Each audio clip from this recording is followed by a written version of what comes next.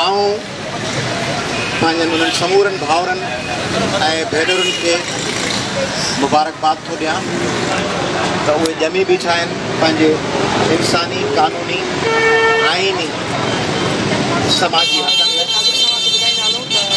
ऐं जीअं तव्हांखे अॻु में ई ख़बर आहे त हीअ तव्हां कराची में जंहिं ॾींहुं वेठियूं असां जूं अॼु उन खां अॻु में शहदादपुर में, नवकोट में, तंगवाणी में, भुलजी में, पिपरी में, गोलांची में ऐं शहदादपुर में क़ौमी अवामी तरीक़े जे जलसनि में बार बार इहो दोहराईंदो रहियो आहियां त असांजा जेके गुम थियल माण्हू आहिनि उन्हनि जे अज़ीज़नि खे, उन्हनि जे नियाणियुनि खे, उन्हनि जे अचड़नि खे इहो बुनियादी आइनी इंसानी ऐं क़ानूनी हक़ हासिल आहे त उन्हनि जा वारिस कोर्टुनि में पेश कया वञनि।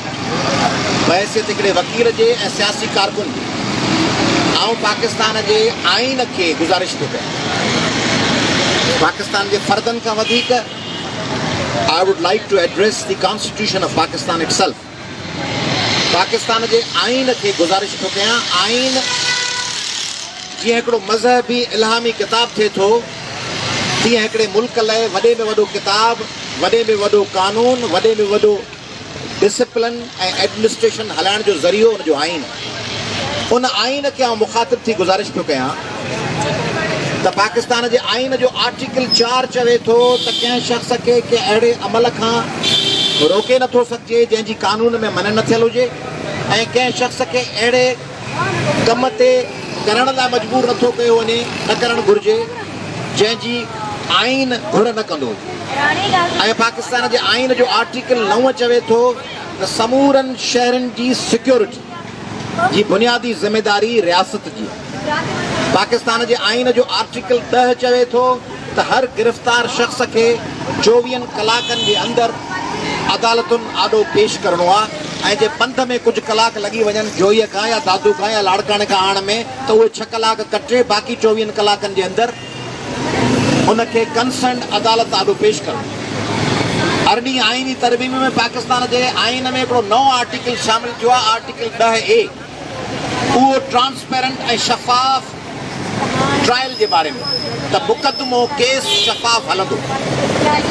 पाकिस्तान जे आइन जो आर्टिकल 14 चवे थो त शहरनि जे वक़ार जी हिफ़ाज़त करणी आहे, रुगो आज़ादी न, उन्हनि जी वक़ार जी, उन्हनि जी डिग्निटी, उन्हनि जे इज़त नफ़्स खे तहफ़ुज़ ॾियणो। ऐं पोइ अॻियां जेके आइन जा आर्टिकल आहिनि 16, 17 उहे आहिनि फ्रीडम ऑफ एसोसिएशन ऐं फ्रीडम ऑफ असेंबली। पाकिस्तान जे हर शहरीअ खे इख्तियार आहे त हू गॾु थिए, एहतजाज करे, उनखे हक़ आहे त हू पंहिंजे पसंदि जी सियासी पार्टीअ में शामिलु थिए, पंहिंजे पसंदि जे माण्हुनि सां गॾिजी जुड़ी बीहे। इहे जेके बुनियादी इंसानी हक़नि जा आर्टिकल आहिनि इन्हनि सभिनी जी ख़िलाफ़ वर्ज़ी आहे असांजे माण्हुनि खे गुम करे। असांजा माण्हू बल्कि असांजा माण्हू मां मुंहिंजी मुराद रुगो सिंधी माण्हू न आहे। जब मैं हमारे लोग कह रहा हूँ तो उसके साथ भले यहाँ सिंधी बोलने वाले समझ रहे हो, मैं मुखातिब उन पश्तूनों के हवाले से भी, उन बलोचों के हवाले से भी, उन पंजाबियों के हवाले से भी, उन सराइकी बोलने वाले और उर्दू बोलने वालों के हवाले से भी जिनको आइन पाकिस्तान के आर्टिकल 4, 9, 10, 14, 16 और 17 की खिलाफ वर्जी करते हुए अदालतों में नहीं पेश किया जा रहा। तो आऊं तव्हांजे ज़रिए मुतालबो तो करणु चाहियां आइन पाकिस्तान खां त ही जेके असांजूं नियाणियूं आहिनि इन्हनि जो त बुनियादी हक़ हो फ्रीडम ऑफ एसोसिएशन ऐं फ्रीडम ऑफ असेंबली तहत ऐं आइन पाकिस्तान जे आर्टिकल 10 तहत पंहिंजे प्यारनि, पंहिंजे वालदेन, पंहिंजे चाचनि, मामनि, भाउरनि, पुटनि, बचनि लाइ त उन्हनि खे अदालतुनि में पेश कयो वञे। हाणे जेकॾहिं 2 पाकिस्तान ठाहिबा, हिकिड़ो पाकिस्तान ठाहिबो जंहिंमें अहले इक़्तिदार जा माण्हू हूंदा, उन्हनि लाइ ही चवंदा ईंट से ईंट बजा देंगे ऐं यकदम गुलाम कादिर मरी लभी वेंदो, यकदम नवाब लगारी ऐं अशफाक लगारी पेश थी वेंदा ऐं मंज़ूर काका के मुल्क मां ॿाहिरि वञण जी इजाज़त मिली वेंदी। ॾिसो ज़रदारी साहब तव्हांखे ॿुधाए थो त बाबा ही वफ़ाक़ जो मामिलो आहे, असांजा हथ ॿधल आहिनि। तव्हां नौजवाननि खे सम्झणु खपे त ईअं आहे छा। मसलन सिंधियुनि जे ॻोठनि में बिजली कान्हे, तव्हांखे ॿुधायो थो वञे त बाबा बिजली वफ़ाक़ जो कमु आहे, तंहिंजे करे असांजो वस मेरा वस कोन्हे पिया हलंदा।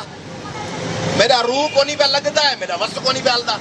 हाणे वस हिननि जो हिते कोन थो हले, ठीकु सिंध जे ॻोठनि में बिजली लाइ, पर जॾहिं नूरियाबाद ते अनवर मजीद खे बहरिया टाउन लाइ बिजली जो प्रोजेक्ट हलाइणो आहे, तॾहिं मुराद अली शाह जे क़यादत में सॼे सिंध में हिननि धरणा आया त सिंध खे गैस कोन थी मिले, ऐं उहो बहानो करे हिननि अनवर मजीद जे प्रोजेक्ट लाइ अरबे रुपयनि जी बिना पैसा ॾियण जे, बिना बजट में अलोकेशन जे वञी हाणे छॾियऊं प्रोजेक्ट, ऐं उहा गैस शुरू थी वई जंहिंमां बिजली पई ठहे बहरिया टाउन लाइ। जॾहिं सिंधी को आरीजो, को लोहार, को चांडियो, को अब्बासी, को जरवार गुम थो थिए त चवनि था बाबा वफ़ाक़ आहे, असांखे ख़बर ई कान्हे।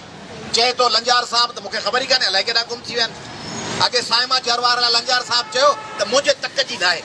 सिंध जो कानून जो वज़ीर चए थो त जेका साइमा जरवार ॿारड़ी हुई उहा मुंहिंजे तक जी कान्हे। कल्ह नए देरे मां हिकिड़ी न्याणी ऐं हुनजो नंढड़ो भाउ गुम थी वियो आहे, नओं तेरो माना हुनजो तक। आउं ईअं कोन पियो चवां त को ज़िया लंजार खणी वियो आहे हिननि जा बचड़नि खे, हिननि जे बचड़नि खे जंहिं बि खयो आहे उन्हनि जे हथां त ग़ुलाम कादिर मरी बि खजी वियो न, उन्हनि जे हथां त अशफाक लगारी ऐं नवाब लगारी बि खजी विया, उन्हनि जे हथां त डॉक्टर आसिम जो बि घेराव थियो। पोइ आसिम कीअं आज़ादु थी वियो, उनखे कीअं एक्स पाकिस्तान लीव मिली वई, उहो ॿाहिरि कीअं हलियो वियो, कीअं मंज़ूर काका मुल्क खां ॿाहिरि हलियो वियो, कीअं हिननि जा माण्हू अनवर मजीद जे घर ते छापो हयूं कराची में। सिंध जे सॼे कमांड खे अनवर मजीद तबाह कयो, सिंधी माण्हू पिननि पिया, कमांड कणिक बारदाने जे करे सिंधी पिननि पिया 100 एकड़नि वारा। उन अनवर तव्हांखे यादि ई कोन्हे शायदि त अनवर मजीद जे चयूं त कराची जे घरनि ते छापो लॻो आहे ऐं को बि माण्हू बरामद कोन थियो आहे। अनवर मजीद आज़ादी सां दुबई हलियो वियो। हाणे जेको ॿियो हिननि जो खाटाऊ पुटो इरिगेशन वारो उहो मोटी आयो आहे, उहो हुतां जेको अॻे ट्रांसपोर्ट हलाईंदो, मेहनि जा वाड़ा हलाईंदो, उहो घोड़ाबारी में इलेक्शन जो वर्क पियो करे। तंहिंजे करे तव्हांखे ॿुधायो ई थो वञे त असांजी का वस कोन थो हले। वफ़ाक़ खणी वियो आहे, गैस वफ़ाक़ वटि, सिंधी जे ॻोठनि लाइ गैस वफ़ाक़ वटि आहे। वफ़ाक़ सां कल्ह तव्हां पढ़ियो आहे मुराद अली शाह चयो आहे असीं ख़ुर्शीद शाह जहिड़ो माण्हू जेको इंतिहाई ख़ौफ़ज़दा ऐं बुज़दिल रहण वारो माण्हू, तंहिं क़ौमी असेंबली चयो आहे असीं बॉर्डर बंदि कंदासीं। सम्झो था ॻाल्हि कहिड़ी एडवांस था कनि, बॉर्डर बंदि कंदासीं। बॉर्डर बंदि छो कंदासीं, जो मेन स्ट्रीम में जेके मथियां जे इलाइक़े में टेल में न, जेके हेठि ते ज़मीनूं आहिनि वॾेरनि जूं, उन्हनि खे पाणी कोन थो मिले, उन्हनि जे लाइ टेल सां हिननि जो वास्तो ई कोन्हे पुछड़ी वारनि सां, उते ई चवनि था पाणी बंदि कंदासीं। त जॾहिं हिननि जा पंहिंजा मफ़ाद आहिनि, तॾहिं उन्हनि मफ़ादनि में ई चवनि था त असांजो वस हले थो, ईंट से ईंट पजा देंगे। उते कोंडोलीज़ा राइस बि हिननि जी मदद लाइ लाहे थी, ऐं उहा अची हिननि जी हुसैन हक़ानी वारे मामले में मेमो गेट में ई बची था वञनि, ऐं हुसैन हक़ानी अची ज़रदारी साहिब जे ऐवान सदर में रहे थो। हुसैन हक़ानी ऐवान सदर में रही उतां ॿाहिरि थो वञे ऐं उन लाइ कैमरून मंटर ऐं ॿिया सफ़ीर किरदार अदा कनि था, ऐं उहो माण्हुनि जो निकिरी थो वञे। ऐं जॾहिं ज़रदारी साहिब जो घेराव थो थिए तॾहिं उन लाइ कोंडोलीज़ा राइस ऐं ॿियूं जेके स्टेट डिपार्टमेंट वारियूं उहे अची ॻाल्हियूं ॿोलियूं थियूं कनि। हींअर बि मियां नवाज़ शरीफ़ जी मदद लाइ आलमी ताक़तूं सॼियूं सरगर्म आहिनि, नवाज़ शरीफ़ जी मदद थियूं कनि, आसिफ ज़रदारी जी मदद थियूं कनि, केतिरियूं इमरान ख़ान जूं मदद थियूं कनि, अवामी नेशनल पार्टी जी मदद थियूं कनि।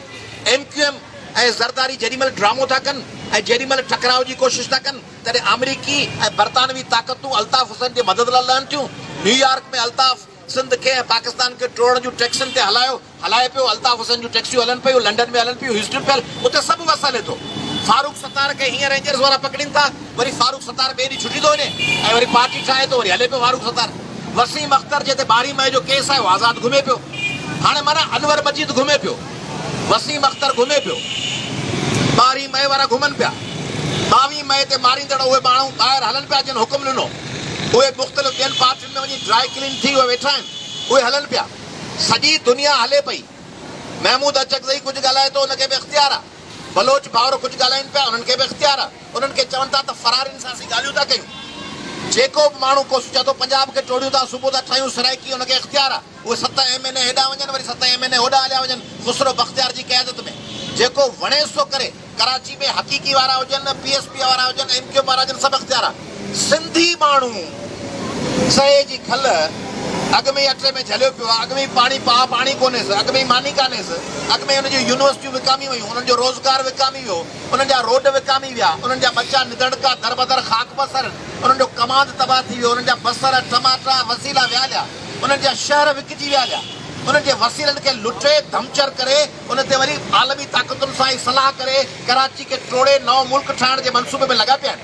इहे सभु माण्हू हिकु पेज ते आहिनि। उन्हनि जी का छोकिरी पंहिंजे पीउ लाइ अची वेहे थी, उनखे अची बदतमीज़ी था कनि। उनखे लठियूं था हणनि, उन न्याणीअ जी तोहिन था कनि, उन न्याणीअ खे बदतमीज़ी करे वरी बदतमीज़ी करण खां पोइ वरी 4 माण्हू ॿिया ॿधी खणी था वञनि। ऐं उहा आउं त एॾी ख़्वाजा खे मूं यकदमि चयो, मूं चयो हीउ छा पियो थिए? मूंखे ॿुधायो वियो त उन्हनि चयो त असांजो वास्तो कोन्हे, कमांड ॿियनि वटि आहे। उहा पूरी रखी सोशल मीडिया ते ॻाल्हि, त उन्हनि चयो त बाबा जॾहिं कमांड वारनि ते टार्चर कयो वियो तॾहिं बि असां वटि कमांड कान हुई। जॾहिं कमांड घुरण आबादगार आया त उनखे लठियूं हुयूं, तव्हांखे यादि हूंदो त आबादगार कराची विया डंडा हणी, ऐं जॾहिं भेनरूं वयूं लेडी हेल्थ वर्कर उन्हनि खे फुआरा आयाऊं, NTS वारनि खे डंडा आया। उन्हनि चयो त इहे सभु हिकिड़ी मख़सूस पुलिस जी कमांड आहे। तव्हांखे यादि हूंदो कराची में अॻे हाई कोर्ट जो घेरो कयो उन मख़सूस पुलिस ऐं सियासी कारकुननि खे मारियूं थिए। उन्हनि वटि कमांड आहे। सिंध पुलिस जो असां वटि कमांड कान्हे, तंहिंजे करे आउं सिंध हाई कोर्ट खे गुज़ारिश थो कयां। ऐं I would like to address the chief justice of Pakistan. I would invite his attention. Chief justice साहब अॼु चाइना आहे, वरी ऐं आरीअ पुॼंदो। आउं जस्टिस साकिब निसार साहब खे गुज़ारिश थो कयां ऐं आउं उनजी गैर मौजूदगी में जेको चीफ जस्टिस असांजो क़ाइमु मुक़ाम आहे जस्टिस आसिफ सईद खोसा साहब खे गुज़ारिश थो कयां ऐं अहमद अली शेख साहब खे chief justice Sindh high court खे, त जीअं तव्हां पाणीअ लाइ कमीशन ठाही ऐं उहा कमीशन ॾींहुं राति हले पई ऐं उन पाणी वारी कमीशन सॼे सिंध जा दौरा कया, तीअं सिंध जे मिसिंग पर्सन्स लाइ, सिंध जे गुम कयल माण्हुनि लाइ हिकिड़ी अहिड़ी बाख्तियार कमीशन ठहे जेका रुगो 15 ॾींहं महीने वेही सेशन न करे, उहा सॼी सिंध में हले। कीअं इहा पाणी कमीशन विज़िट पई करे, केॾी महिल मेड़ बीठी आहे, केॾी महिल नगर पार्कर बीठी आहे, तीअं इहा हिकिड़ी सिंध जे मिसिंग पर्सन्स लाइ हिकिड़ी कमीशन ठहे सिंध जे कंहिं रिटायर्ड जस्टिस साहिब जी सरबराही में, ऐं उहा हिकिड़े हिकिड़े माण्हूअ जे घर वञे, बयानु न खपे। फज़ीला सरकी गुम थी वई आहे, मोहन गुम आहे, साहिल कोरेजो गुम आहे, ही इमरान जोखियो गुम आहे, रुगो SSP पिया जांच कंदा आहिनि, 50 साल पिया हलाईंदा आहिनि फज़ीला सरकी लाइ। अहिड़ी कमीशन न खपे। कमीशन अहिड़ी खपे जेका पाणी वांगुरु ही सभु जेके घर ड्रहनि पिया उन्हनि घरनि ड्रहण लाइ दलील इहो पिया ॾियनि न त पाणी कमीशन ॾाराए छॾिया आहिनि। उहा चए थी बाबा वाहन जे किनारनि ते आबादियूं ख़तमु कयो, तीअं उहा कमीशन अचे, उहा SHOs खां वठी IGs ताईं माण्हुनि खे तलब करे, माइटनि खे ॿुधे ऐं ही माण्हू बहाल कया वञनि। हीअ असांखे आख़िरी 2 ॾींहं तव्हांखे डोज़ ॾेई हुकूमत वञे पई, आख़िर में 2 वज़ीर अची तव्हांजे कुलनि जे हथ रखी तव्हांखे चवंदा लॻा पियासीं, पोइ वरी हुकूमत ख़तमु थींदी, पोइ चवंदा अदा असांखे टाइम ई कोन मिलियो, असांखे टाइम मिले हा त वॾी जंग कयूं हा, बाक़ी आख़िर में 4 ॾींहं हुआ, देरि थी वई, हुकूमत आई कान, पोइ हुकूमत टुटी वई, निगरान वज़ारत अची वई, तंहिं करे असांखे आऊं ॾिसो तव्हांजे इलाइक़े मां माण्हू गुम थींदो आहे त हेबियस कार्पस जी पिटीशन कंहिंजे ख़िलाफ़ कंदा आहियो? SHO खे जवाबदार बनाईंदा आहियो। असांजे इलाइक़े में 491 में हेबियस कार्पस लाइ हिन SHO खे पाबंद कयो वञे त माण्हू पैदा करे। तव्हांजे घर में जेकॾहिं तव्हांजे दाख़िला जा पैसा खपनि त पीउ खां पुछंदा आहियो, त पाड़े वारे मामे खां कोन पुछंदा आहियो त असां पैसा ॾे मूंखे यूनिवर्सिटी में दाख़िला वठणी आहे। सिंध जे माण्हुनि सां वोट जे इक़्तिदार में माल खाइण महिल चवनि त सिंध असांजी आहे, ऐं जेॾी महिल मसइलो हुजे त चवे तव्हीं ॼाणो, तव्हांजो कमु ॼाणे, असांजो वस कोन थो हले। वस नथो हले त मुराद अली शाह इस्तीफ़ा ॾेई वञे, बिलावल भुट्टो जी घर वेही रहे, नई देरे हलियो वञे, ॻोठ हलियो वञे, तंहिंजे करे सिंध हुकूमत जीअं ॻाल्हायो अनवर मजीद लाइ, जीअं ॻाल्हायो मंज़ूर काका लाइ, जीअं अयान अली खे आज़ादु करायूं, तीअं सिंध हुकूमत वञी ॻाल्हाए वफ़ाक़ सां। ऐं ही जेकॾहिं वस नथो हले आउं इनवाइट थो कयां बिलावल खे, ही अदियूं ही भाउर सभु वठी बिलावल वञी वेहे इस्लामाबाद प्रेस क्लब ते उन्हनि सां, चए मुंहिंजो वस कोन थो हले, आउं आयो आहियां, अदी फरियाल बि वञी वेहे, तंहिंजे करे वेहनि कोन था, ड्रामा पिया कनि, कंप्रोमाइज़ पिया कनि, आख़िर में तव्हांखे चवंदा निगरान हुकूमत ख़तमु थी वई, निगरान हुकूमत अची वई। ऐं आउं नवाज़ शरीफ़ खे मुखातिब थो थियां। नवाज़ शरीफ़ चए थो वोट जो इख़्तियार ॾियो, पावर ॾियो, फलाणो ॾियो। नवाज़ शरीफ़ जो वज़ीर आज़म वेठो आहे शाहिद ख़ाक़ान, उहो छा पियो करे? शाहिद ख़ाक़ान अब्बासी छा पियो करे? आउं उन्हनि सभिनी खे गुज़ारिश थो कयां, शाहिद ख़ाक़ान खे गुज़ारिश थो कयां, आसिफ ज़रदारी ऐं बिलावल खे गुज़ारिश थो कयां, पाकिस्तान जे लॉ एनफोर्सिंग इदारनि खे गुज़ारिश थो कयां, पाकिस्तान जे सेनेट ऐं क़ौमी असेंबली खे, मीडिया खे गुज़ारिश थो कयां त ख़ुदा जे वास्ते असीं कोन था चऊं त हिन ते पुनल ते केस आहे, हिन ते उहो केस आहे, केस ख़तमु करे छॾियो। असीं चऊं था हिन ते केस आहे, हिन ते केस आहे, हिन नागराज ते केस आहे, हुन ते केस आहे, उन्हनि खे अदालत में पेश कयो, असांखे पंहिंजी डिफेंस प्ली वठणु ॾियो, तव्हां पंहिंजा सबूत खणी अचो त हिन ते ही एलिगेशन आहिनि, असीं पंहिंजे दिफ़ा जो वकील खणी ईंदासीं, जेकॾहिं केस में साबित करे वञो असीं ॾोही आहियूं, असांखे सज़ा ॾिजो, जेकॾहिं असांजे ख़िलाफ़ साबित न थिए असांखे बाइज़त बरी कयो ऐं असांखे डैमेजिस भरे ॾियो, असांखे पेनल्टी भरे ॾियो जेतिरा ॾींहं असांजे माण्हुनि खे जेल में रखे थो। महिरबानी।